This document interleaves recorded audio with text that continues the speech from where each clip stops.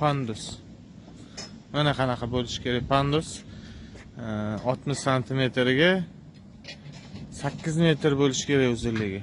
60 cm balandlikka mana Yevro standart bo'yicha mana shunaqa bo'lishi kerak ekan. Mana shunaqa pandus yasab berdik. Mana bunday setkalar qo'yiladi buni ustiga.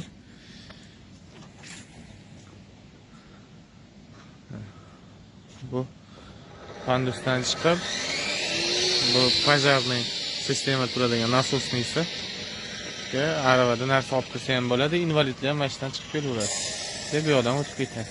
Hozir perilasini yasaymiz. Xudo xolasa. Bu elektrichniy shitokka kiradigan stupenka lestnitsa. Buni ham teskari qo'yiladi.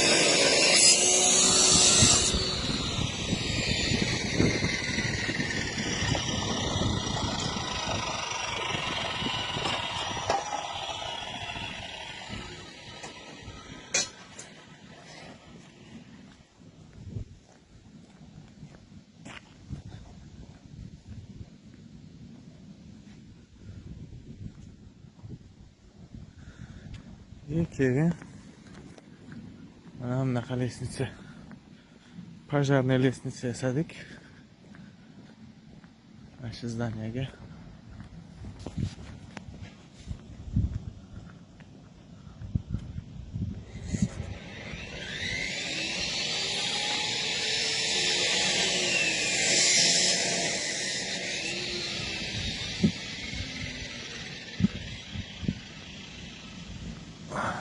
Mana pojarniylar sirasi turbasini ulaydi. Shlankani shunga ulaydi. Shlankani tomga tortib yurmaydi, tayyor.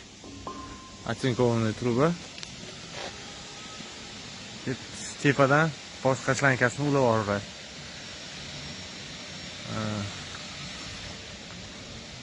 Lestnitsamiz 20 talik prutka 6 ga 4 profildan yasaldi. 20 talik truba bu.